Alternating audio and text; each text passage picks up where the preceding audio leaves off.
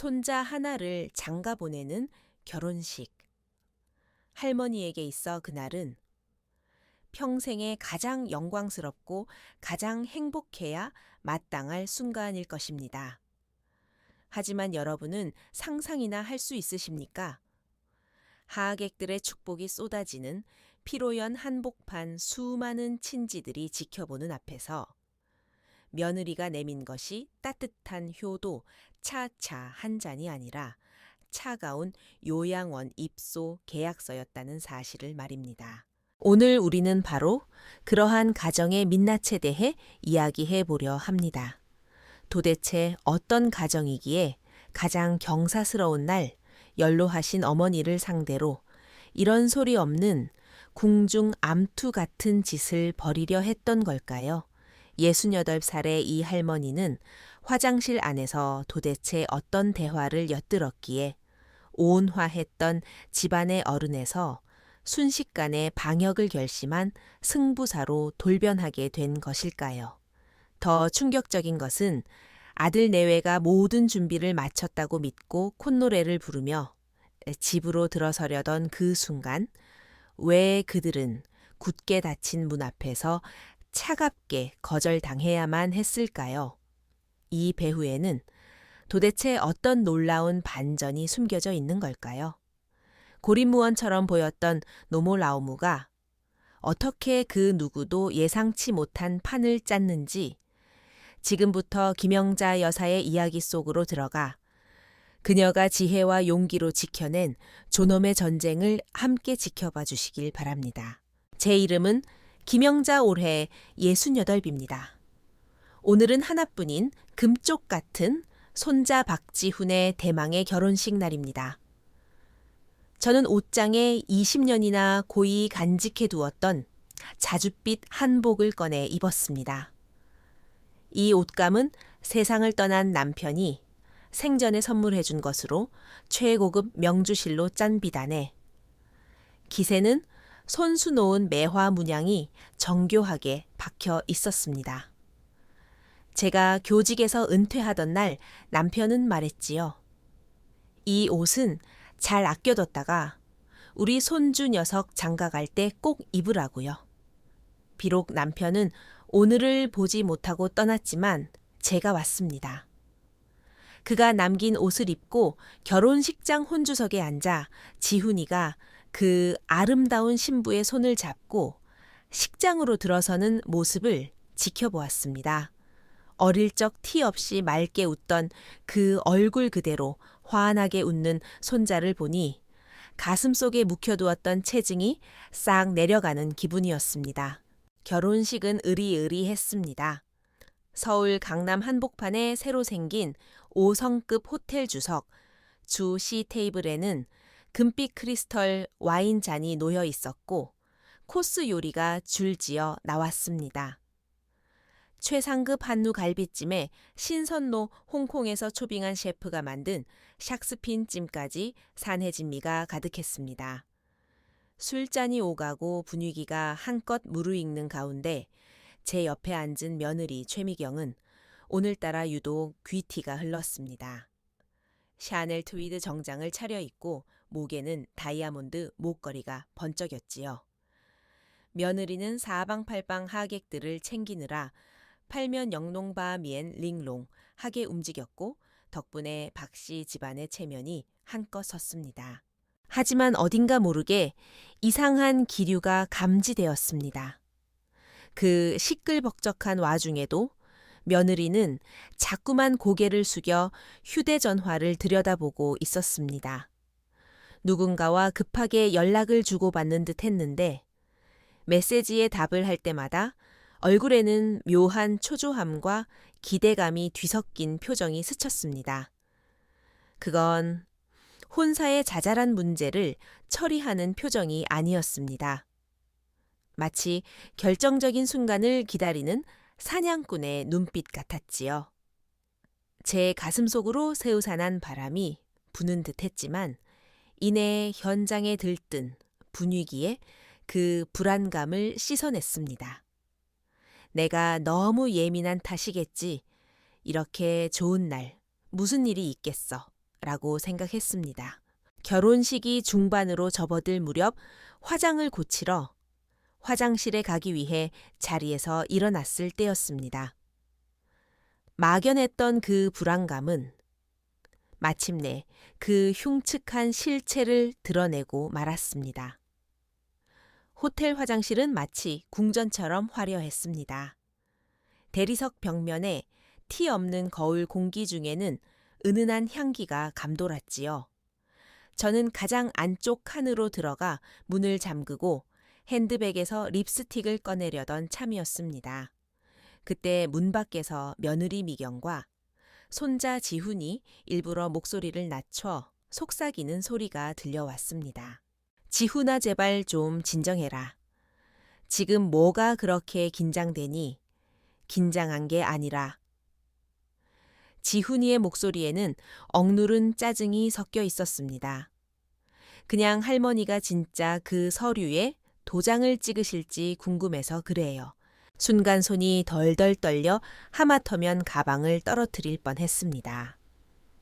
저는 숨소리조차 내지 않으려 입을 틀어막고 발 한 짝도 떼지 못한 채 굳어버렸습니다. 급할 거 없다니까. 미경의 목소리가 한층 더 낮게 깔렸지만 그 어조는 얼음장처럼 차가웠습니다. 한 번도 들어본 적 없는 마치 가슴에 가래침을 뱉는 듯한 목소리였습니다. 노인네 하나 처리하는 거야. 이번 결혼식이 제일 좋은 기회다. 제 발로 알아서 고개 끄덕이면 제일 좋지. 근데 만약에 안 간다고 버티면 어떡해요? 지훈이 낮게 물었습니다. 안 간다? 미경이 코웃음을 쳤습니다. 착각하지 마라. 그 노인네한테 선택권 따위는 없어. 요양원 입소 계약서는 이미 내가 다 준비해놨다. 서명만 하면 짐 싸서 바로 쳐넣을 거야. 그래도 할머니가 의심하면요. 요즘 눈치가 좀 이상한 것 같던데. 지훈의 목소리는 다소 주저하는 듯 했습니다. 의심하면 더더욱 빨리 해치워야지. 미경이 쏘아붙였습니다. 내가 나쁜 말 하는 거 같니? 노망나기 전에 아직 서명할 수 있을 때 처리해 주는 게 돕는 거야. 지금 안 찍으면 나중에 머리라도 망가졌을 때 그 집 법원에서 관리하게 되면 골치 아파져. 어차피 그 아파트 네가 물려받을 거 아니니? 넌 거기서 웬 계집애처럼 굴어 남자답지 못하게. 저는 온몸이 딱딱하게 굳어버렸고 등줄기에서는 식은땀이 흘러내렸습니다. 며느리가 속물이고 돈 욕심이 있다는 건 알았지만 이렇게까지 노골적이고 냉혹하게 말을 내뱉을 줄은 상상도 못했습니다. 이건 유산 싸움이 아니었습니다. 제가 멀쩡히 살아 숨 쉬고 있는데도 저를 고려장 지내겠다는 선전포고였습니다. 지훈아, 명심해. 너 이제 결혼했고 가장이야. 정에 이끌려서 질질 짜지 마. 미경이 말을 마치며 목소리를 부드럽게 바꿨습니다. 엄마가 다 알아서 판 짜놨어. 오늘 할머니가 고개만 끄덕이면 그 집은 바로 우리 거야. 그럼 진짜 끝까지 안 찍겠다고 하면요. 미경이 비릿하게 웃었습니다. 그 웃음소리를 저는 평생 잊지 못할 겁니다. 안 찍어도 상관없어. 이미 변호사한테 다 알아봤다. 증여, 계약서는 나중에 보완해도 돼. 일단 요양원에 집어넣고 집만 그 집에 남아 있으면 실질적인 점유는 우리가 하는 거야. 천천히 구워 삶으면 돼. 정법원으로 간다 해도 할머니 정신 오락가락한다고 시간 끌면 그만이야. 그런 건 내가 알아서 해. 넌 그냥 효자 손자 노릇이나 하면서 들키지만 마. 목구멍이 손뭉치로 막힌 듯 턱턱 막혀왔습니다. 손이 사시나무 떨듯 떨려 휴대전화를 쥐기도 힘들었지만 저는 온 힘을 짜내어 녹음 버튼을 눌렀습니다. 울음이 터져 나올 것 같았지만 입술을 깨물며 참았습니다. 제가 여기서 울면 저들이 알게 될 테니까요. 그들이 나가고 발자국 소리가 사라질 때까지 한참을 그 좁은 칸 안에 갇혀 있었습니다. 심장 박동이 조금 가라앉았을 때 깊게 심호흡을 하고 문을 열고 거울 앞에 섰습니다. 거울 속에는 안색이 창백하지만 눈빛만은 기이할 정도로 차분하게 가라앉은 늙은 여인이 서 있었습니다. 저는 아무 일도 없었다는 듯 허리를 꼿꼿이 펴고 복도를 지나 다시 주석으로 돌아왔습니다.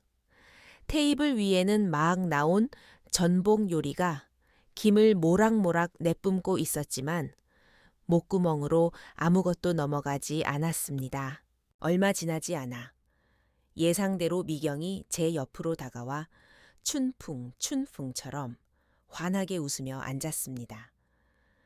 그녀는 제게 와인을 한 잔 건네더니 명품 가방에서 서류 봉투 하나를 꺼내 밀었습니다. 어머니 오늘 지훈이한테 세상에서 제일 큰 날이잖아요. 저희가 어머니를 위해 특별한 선물을 하나 준비했어요. 제가 받아든 서류에서는 옅은 향수 냄새가 났지만 글자들은 너무나 선명했습니다. 제목은 명백했습니다. 최고급 실버타운 입소 신청 및 동의서. 이 요양원 정말 최고급이에요, 어머니. 전문 간호사도 상주하고 삼시세끼 영양식에 노래방이랑 온천까지 있대요. 그녀는 깃털처럼 가볍게 말했습니다. 어머니 이제 지훈이도 결혼했으니 그 아파트는 신혼집으로 물려주실 때가 됐잖아요. 여기 실버타운은 5성급 호텔이랑 똑같아요. 저희가 다 알아서 준비했으니 어머니는 가서 편하게 노후 즐기세요. 저는 울지 않았습니다. 그들이 예상했던 것처럼 화를 내거나 소리를 지르지도 않았습니다. 그래 봤자 아무 소용 없다는 걸 알았으니까요. 지금 판을 엎어봤자 미경의 의도대로 노망난 노인네 취급을 받으며 강제로 끌려갈 구실만 줄 뿐이었습니다. 당황해서는 안 된다. 절대 흔들려서는 안 된다고 되뇌었습니다. 저는 고개를 돌려 아들 민석을 쳐다보았습니다. 아들은 제 눈을 피하며 식탁 위 젓가락 통만 만지작거렸습니다. 다시 손자 지훈을 보았습니다. 녀석은 저를 보고 웃었습니다.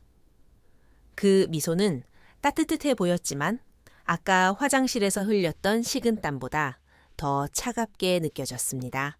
자, 할머니, 여기 서명만 하나 해주시면 돼요. 딱 한 번만요. 저는 바로 받지 않았습니다. 돋보기를 꺼내 쓰고 아주 천천히 한 장 한 장 서류를 넘겨보았습니다. 미동도 하지 않고 눈도 깜빡이지 않았습니다. 그러자 그들이 초조해하기 시작했습니다. 미경의 미소가 굳어졌습니다. 어머니, 어디 불편하세요? 물이라도 한 잔 드릴까요? 저는 천천히 서류를 덮고 고개를 들어 무미건조한 목소리로 말했습니다. 이 집 말이다.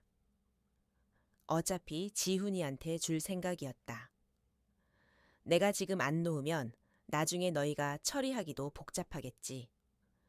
너희가 이렇게까지 마음 써서 준비했는데 어른 된 도리로 모른 척할 수는 없는 노릇이고 1초, 2초, 3초. 그 세 사람의 얼굴이 마치 팔레트를 엎은 것처럼 놀라움에서 환희로 바뀌는 데는 딱 5초가 걸렸습니다. 어머니 역시 어머니가 제일 사리 분별이 밝으시다니까요. 미경이 제 손을 덥석 잡았습니다. 마치 전쟁에서 승리한 장군처럼 열광적이었습니다. 감사해요, 할머니. 지훈이도 다가와 얼굴 가득 철없는 기쁨을 드러냈습니다. 아들 민석은 여전히 말이 없었지만 입계는 비로소 안도의 숨이 새어나왔습니다. 저는 손을 빼내고 서류를 미경에게 돌려주며 웃으며 말했습니다. 그런데 말이다, 그 낡은 아파트에서 산 세월이 얼마냐. 정리할 짐이 산더미야. 안 주겠다는 게 아니라 며칠만 시간을 다오. 천천히 정리하고 천천히 짐 싸고 싶구나. 괜찮지.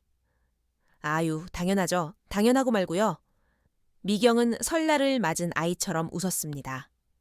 천천히 하세요. 짐 정리 급할 거 없어요. 제가 사람 불러서 도와드릴게요. 다음 주에 저희랑 같이 실버타운 가서 시설 구경도 하시고요. 저는 부드러운 눈빛으로 고개를 끄덕였습니다. 그래, 내 쪽 정리 다 되면 그때 연락하마. 그때 와서 수속 밟자꾸나. 그들은 연신 급하지 않아요. 라며 고개를 조아렸지만 이미 서로 눈빛을 교환하며 쾌재를 부르고 있었습니다. 저는 고개를 숙이고 젓가락을 들어 식은 해삼 요리를 집었습니다. 요리는 이미 차갑게 식었고 죽수는 물러터져 아무 맛도 나지 않았지만 저는 묵묵히 한 입 한 입 씹어 삼켰습니다. 이 연극 내가 끝까지 장단 맞춰주마. 하지만 마지막에 막을 내리는 사람이 누군지는 두고 봐야 알 것이다. 결혼식이 끝나고 집까지 태워다 주겠다는 그들의 가식적인 제안을 거절했습니다. 바람 좀 쐬고 싶다고 혼자 걷고 싶다고 했습니다.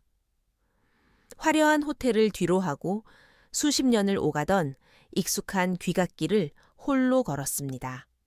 밤에 서울거리는 차들로 붐비고 넌사인이 번쩍였지만 세상에 오직 저 혼자만 남겨진 듯 사무치게 추웠습니다. 고급 백화점 쇼윈도에 비친 비단 한복을 곱게 차려 입었지만 한없이 늙고 초라해 보이는 제 모습을 보며 처음으로 무력감을 느꼈습니다. 눈물은 나오지 않았습니다.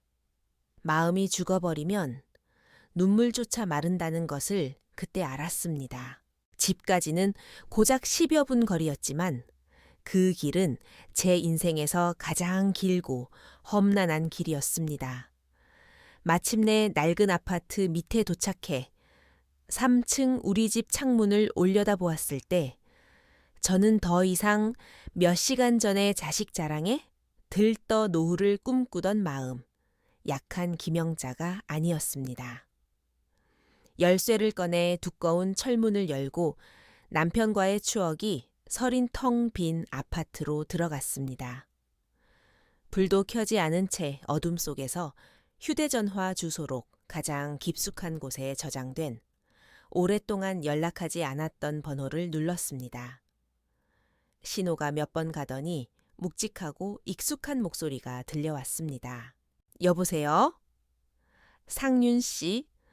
제 목소리가 너무나 차분해서 저조차 놀랐습니다. 나 영자야. 자네 도움이 필요해. 소송을 하나 해야겠어. 다음 날 아침 대학 동기였던 이상윤 변호사가 약속대로 저희 집을 찾아왔습니다. 상윤 씨는 이제 여의도에서 제일 잘 나가는 로펌의 대표 변호사가 되어 있었습니다. 세월의 흔적이 묻어났지만 금태 안경 뒤의 눈빛은 젊은 시절처럼 예리하고 지혜로웠습니다. 저는 귀한 우전차를 우려내어 대접하며 어제 결혼식장에서 있었던 모든 일과 그 결정적인 녹음 파일을 들려주었습니다. 상윤 씨는 묵묵히 듣고 있더니 표정이 평온함에서 심각함으로 다시 분노로 바뀌었습니다. 미경의 그 악랄한 플랜 B 이야기를 듣고서는 더 이상 참지 못하고 주먹으로 찻상을 내리쳤습니다. 천하에 몹쓸 것들, 이건 단순한 재산 다툼이 아니야. 이건 명백한 협박이고 사기 미수야. 오랜 친구가 저를 위해 이토록 분개해주는 모습을 보자. 밤새 꽁꽁 얼어붙었던 마음 한 구석이 녹아내리며 뜨거운 눈물이 흘러내렸습니다. 상윤 씨는 제가 우는 것을 보고는 분노를 거두고 손수건을 건네며 부드럽지만 단호하게 말했습니다. 영자야, 겁먹지 마. 내가 있는 한 저것들이 딴맘 먹게 절대 안 놔둬. 지금부터 내가 시키는 대로만 해. 그는 저를 위해 물 셀 틈 없이 완벽한 방역 계획을 짜주었습니다. 첫 번째 단계는 장개취계 장, 지주지, 적의 계책을 역이용하는 것입니다. 제가 겉으로는 그들에게 순응하는 척 연기하여 그들이 저 늙은이가 완전히 굴복했다고 믿고 방심하게 만드는 것이었지요. 두 번째 단계는 암도진창, 앤두첸창, 몰래 다른 길로 군사를 보내는 것입니다. 그들이 증여 수속을 준비하느라 정신없는 사이 저는 더 빠른 속도로 이 아파트를 믿을 수 있는 제3자에게 매매 형식으로 넘겨버리는 것입니다. 상윤 씨는 법적으로 실제 금전이 오가는 매매 행위는 무상의 증여보다 훨씬 강력한 효력을 가진다고 설명했습니다. 세 번째 단계는 부저 추신, 푸디 초신, 가마솥 밑에 장작을 빼버리는 것입니다. 매매가 완료되는 즉시 그 녹음 파일을 증거로 법원에 강박에 의한 증여 의사표시 취소 소송을 제기하여 그들의 증여 계약을 원천 무효화시키는 것입니다. 네 번째 단계이자 가장 중요한 금선탈각 진찬 투옥해 집을 판 대금을 즉시 저를 수익자로 지정한 신탁 트러스트 계좌에 넣어 은행이 관리하게 만드는 것입니다.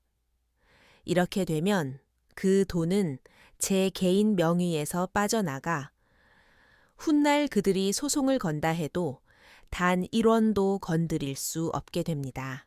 상윤 씨의 치밀한 계획을 듣고 나니 불안했던 마음이 차분해졌습니다. 그 다음 주 저는 철저히 계획대로 움직였습니다. 미경에게 전화를 걸어 한풀 꺾인 듯한 목소리로 이제 마음을 정했으니 법무사를 불러 증여 절차를 밟겠다고 했습니다. 수화기 넘어 미경의 목소리에는 숨길 수 없는 득의양양함이 묻어났습니다. 그들이 신나서 집을 삼킬 준비를 하는 동안 상윤 씨는 저를 위해 믿을 수 있는 매수자를 비밀리에 물색했습니다.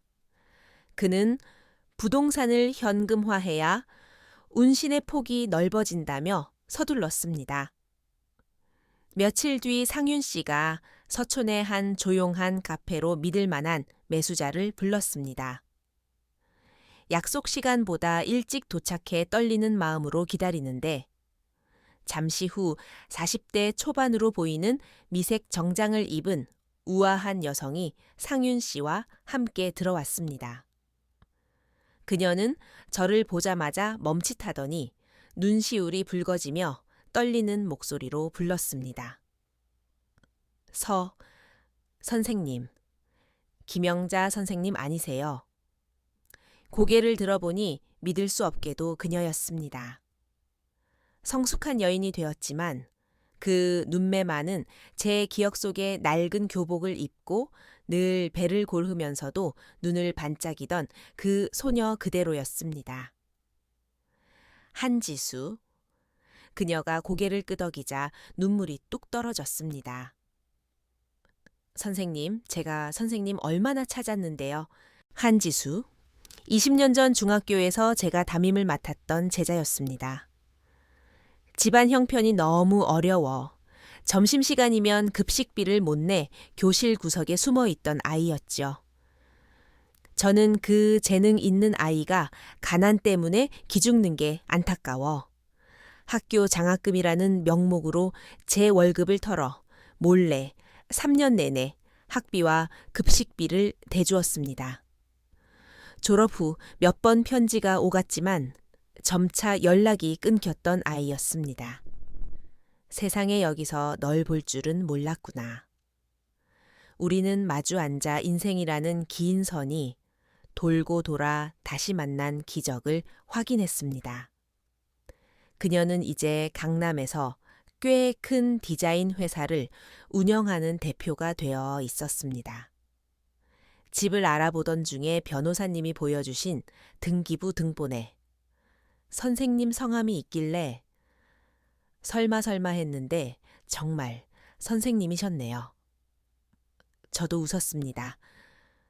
인생에서 영영 사라진 줄 알았던 인연이 가장 필요한 순간에 기적처럼 나타난 것입니다.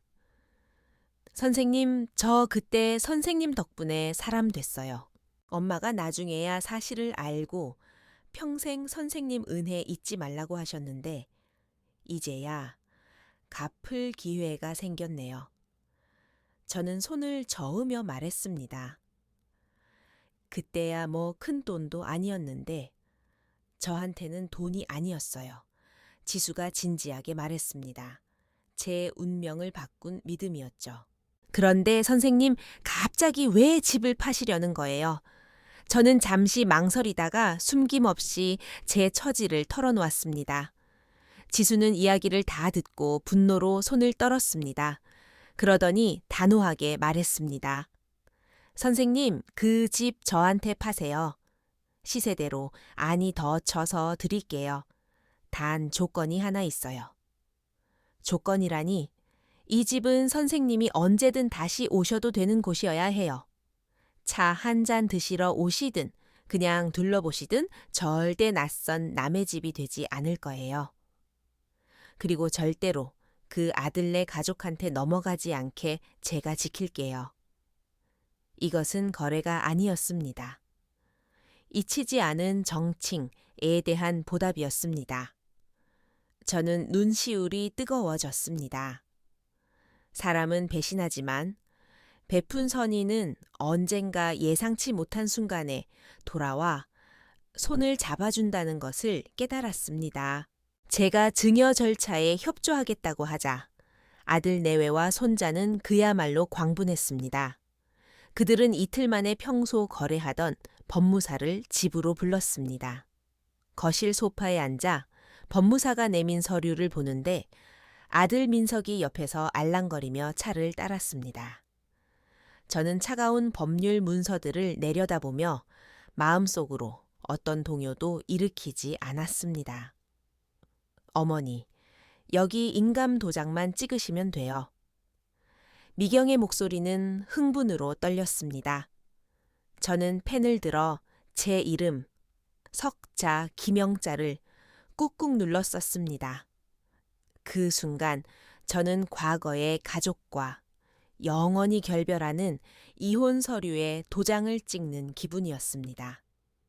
제 손으로 이 가정을 제 인생에서 도려내는 순간이었습니다. 인주가 묻은 도장이 쾅 하고 찍히는 순간 제가 평생 살아온 이 아파트는 서류상 손자 박지훈의 것이 되었습니다. 그들은 안도의 한숨을 쉬며 서로 눈빛을 교환했습니다. 음모가 성공했다는 쾌감이었겠죠. 지훈은 신부에게 전화를 걸어 자랑하느라 바빴습니다. 어머님, 오늘같이 좋은 날 그냥 넘어가면 섭섭하죠.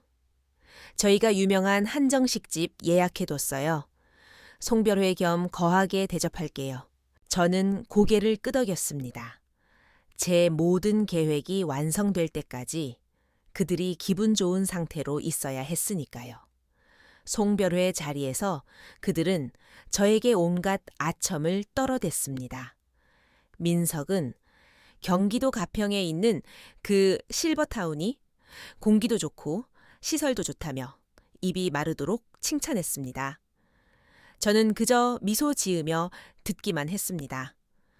그들이 승리에 도취해 웃고 떠드는 꼴이 얼마나 가소롭고 비참한지 그들은 꿈에도 몰랐을 겁니다. 이제 막 진짜 쇼가 시작되려는데 말이죠. 식사가 끝나고 집에 돌아와 짐을 쌌습니다. 사실 챙길 것도 별로 없었습니다. 진짜 소중한 기념품 몇 가지만 챙겼습니다. 다음 날 아침 저는 친구 집에 며칠 머물다 실버타운으로 가겠다고 거짓말을 했습니다. 그들은 제가 빨리 방을 빼주길 바랐기에 흔쾌히 동의했지요. 저는 작은 여행 가방 하나를 끌고 집을 나섰습니다. 하지만 친구 집이 아닌 이상윤 변호사가 잡아준 비즈니스 호텔로 향했습니다. 제가 사라진 그 며칠 동안 상윤 씨의 움직임은 전광석화 같았습니다. 우선 제 명의로 법원에 소장을 접수했습니다. 화장실에서 녹음한 그 파일이 결정적인 증거로 첨부되어 증여, 취소 소송이 시작되었습니다. 동시에 한지수와의 매매 계약이 정식으로 발효되었고 상윤 씨의 인맥을 동원해 등기 이전까지 초고속으로 마쳤습니다. 집한 돈 수십억 원은 입금되자마자 제 명의의 신탁 계좌로 이체되었습니다. 이제 그 돈은 아들 손자가 죽었다 깨어나도 건드릴 수 없는 성격이 되었습니다. 호텔 창가에 앉아 서울의 야경을 내려다보며 긴 숨을 토해냈습니다. 할 일은 다 끝났다. 이제 그들이 자업자득의 대가를 치르는 꼴을 지켜볼 차례였습니다. 그들은 일요일 아침에 이사를 하기로 했습니다. 지훈이가 단톡방에 내일 할머니 댁으로 입주 부모님 감사합니다. 와이프 사랑해 우주 최고라며 호들갑을 떨었거든요. 저는 답장 없이 그저 첨부된 사진만 보았습니다. 이삿짐 트럭 앞에서 해맑게 웃고 있는 손자의 모습. 일요일 오전 10시 손 없는 날 길일 지리. 이삿짐 트럭이 아파트 입구에 도착했습니다. 민석과 미경은 때 빼고 광낸 새 옷을 입고 이삿짐 센터 직원들을 지휘했고 구경 나온 이웃들과 친지들로 북적였습니다. 민석이 의기양양하게 아파트 공동현관 앞으로 걸어가 카드키를 댔습니다. 하지만 문은 열리지 않았습니다. 삐삐삐삐. 날카로운 경고음만 울리고 빨간불이 깜빡였습니다. 이거 왜 이래? 민석이 당황하며 다시 댔지만 결과는 같았습니다. 미경이 나서서 자기 키를 대봤지만 마찬가지였습니다. 친지들이 수군거리기 시작했고 짐꾼들도 손을 멈췄습니다. 분위기가 싸해질 무렵 경비실에서 10년 넘게 근무해온 김 반장님이 나오셨습니다. 원칙주의자인 분이죠. 저 박 선생님? 죄송하지만 김 반장님, 저희예요? 오늘 이사 들어오는데 문이 고장 났나 봐요. 민석이 비굴하게 웃었습니다. 김 반장님은 고개를 저으며 단호하게 말했습니다. 박 선생님, 선생님 가족분들의 출입 카드는 전부 정지되었습니다. 정지라니요? 왜요? 미경이 꽥 소리를 질렀습니다. 이 집 소유주께서 어제 관리실에 오셔서 입주민 변경 신고를 마치셨거든요. 김 반장님이 무심하게 대답했습니다. 오늘부터 모든 출입 권한과 비밀번호가 변경되었습니다. 새 주인의 허락 없이는 아무도 들어갈 수 없습니다. 마른 하늘에 날벼락이 떨어졌습니다. 새 주인이라니 무슨 소리야. 민석의 목소리가 떨렸습니다. 우리 엄마 요양원 가셨잖아요. 집 문서가 우리한테 있는데 우리가 주인이지. 지훈도 뛰쳐나와 소리쳤습니다. 맞아요. 할머니가 저한테 주신 집이라고요. 이제 여기 안 사신단 말이에요. 김 반장님은 안타깝다는 듯 하지만 냉정하게 서류 한 장을 내밀었습니다. 김영자 여사님 말씀이시죠? 죄송하지만 전산상 며칠 전에 이 집은 합법적으로 매매가 완료되었습니다. 현재 소유주는 한지수 씨입니다. 말도 안 돼 그럴 리가이 없어 미경이 미친 사람처럼 소리 질렀습니다. 그 늙은 여우가 감히 우리를 속여 축하해 주러 왔던 친지들의 표정이 경악에서 호기심으로 인해 비웃음으로 변해갔습니다. 이삿짐 센터 직원들은 짐을 다시 내려야 하나 말아야 하나 눈치만 보고 있었죠. 아수라장이 된 현장에 미경이 경비원 멱살이라도 잡을 기세로 달려들 때였습니다. 길가에 세워진 검은색 세단에서 저와 이상윤 변호사가 천천히 내렸습니다. 저는 당황해서 넋이 나간 아들 내외와 손자 앞으로 뚜벅뚜벅 걸어갔습니다. 천당에서 지옥으로 떨어진 그들의 얼굴을 똑바로 쳐다보며 작지만 또렷한 목소리로 말했습니다. 미안하지만 이 집은 이제 너희 것이 아니다. 제 등장에 모든 소음이 뚝 끊겼습니다. 찬물을 끼얹은 듯 조용해졌습니다. 어머니, 여기 어떻게... 민석이 사색이 되어 말을 더듬었습니다. 요양원 안 가셨어요. 내가 여기 없었으면 너희들이 펼치는 이 훌륭한 쇼를 못 봤을 거 아니냐. 제가 차갑게 대꾸했습니다. 지훈이 눈을 부라리며 소리쳤습니다. 할머니 저한테 주신다고 했잖아요. 어떻게 몰래 팔아먹을 수가 있어요? 우릴 속인 거예요.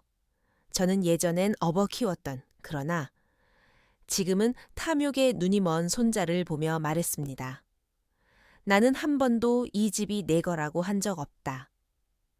그저 가치 있는 사람에게 주고 싶다고 했지. 미경이 도끼를 품고 대들었습니다.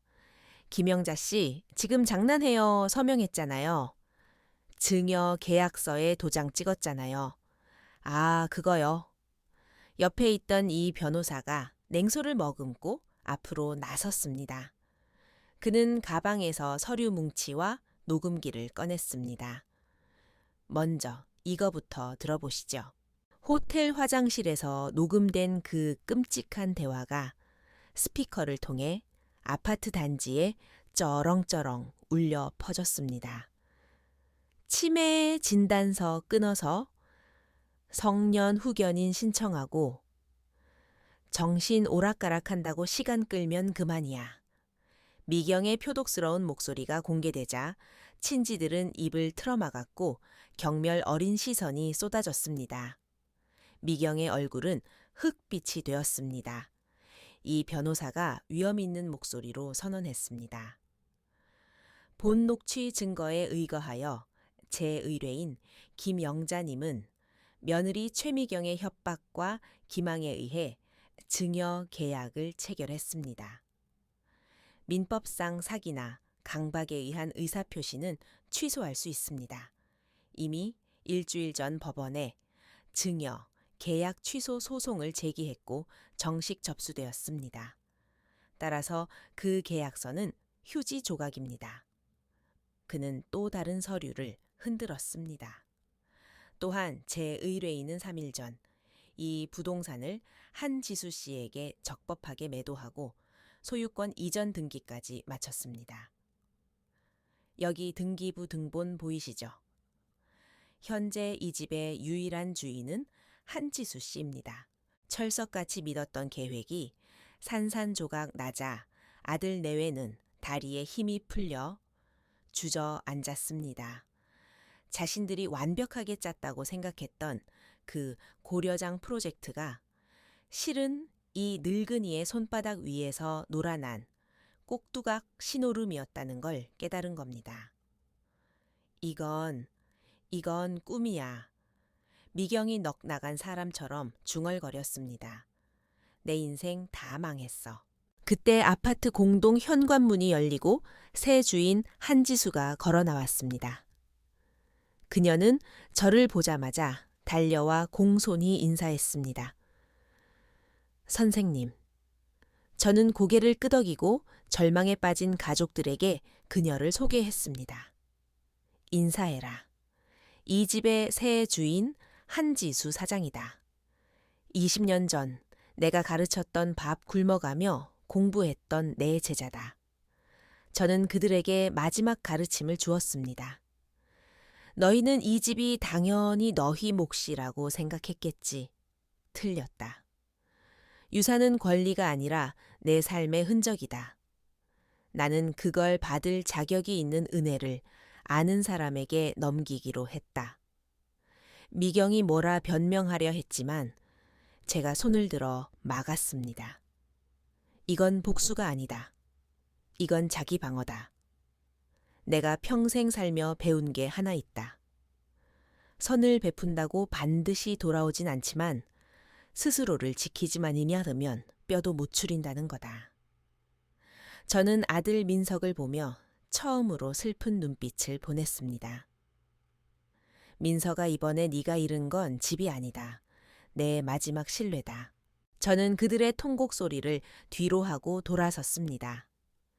뒤에서 들리는 친지들의 수군거림도 이웃들의 시선도 이제는 흐릿한 배경일 뿐이었습니다. 상윤 씨와 함께 차에 오르려는데 지수가 다가와 제 손에 무언가를 쥐어주었습니다. 반짝이는 새 열쇠였습니다. 그녀의 맑은 눈에 눈물이 고여 있었습니다. 선생님, 법적으로는 제 집이지만 마음으로는 영원히 선생님 댁이에요. 이 열쇠 받아주세요. 이 도시에 선생님이 언제든 돌아오실 수 있는 방 한 칸 불 켜진 창문 하나는 있다는 거 잊지 마세요. 저는 그 따뜻한 열쇠를 쥐고 참았던 눈물을 터뜨렸습니다. 핏줄이라 믿었던 가족에게 난도질당한 상처가 타인의 진심, 어린 온기로 치유되는 순간이었습니다. 저는 그 낡은 아파트로 다시 돌아가지 않았습니다. 대신 집한 돈과 신탁 기금으로 제가 직접 고른 서울 근교의 시설 좋은 실버타운에 입주했습니다. 그곳 정원에는 제가 좋아하는 라일락과 모란이 가득합니다. 서예 교실도 다니고 독서 모임도 하며 각계각층에서 은퇴한 멋진 친구들도 사귀었습니다. 우리는 함께 차를 마시며 자식 흉도 보고 손주 자랑도 합니다. 제 인생은 그 어느 때보다 평화롭고 충만합니다. 지수는 주말마다 저를 찾아옵니다. 어떨 때는 백합 한 다발을, 어떨 때는 재미있는 책을 들고 와서 말동무가 되어 줍니다. 진짜 딸처럼 말이죠. 저는 집을 잃었지만 자유를 얻었습니다. 돈도 있고 명예도 지켰고 무엇보다 제 인생의 주도권을 되찾았습니다. 68 가장 잔인한 배신을 겪고 나서야 제 인생은 비로소 진짜로 시작되었습니다. 저는 배웠습니다. 놓아주는 법을, 나를 지키는 법을, 그리고 남은 생애 매 순간을 오직 나 자신을 위해 사는 법을 말입니다. 김영자 여사의 이 드라마보다 더 드라마 같은 실화 어떻게 들으셨나요? 축복받아야 할 결혼식이 가장 잔혹한 가족의 시험대가 되어버린 이 사건. 김 여사의 마지막 방역은 과연 정당한 자기 방어였을까요? 아니면 천륜을 끊어낸 비정함이었을까요? 만약 여러분이 그 상황이었다면 똑같은 선택을 할 용기가 있으셨을까요?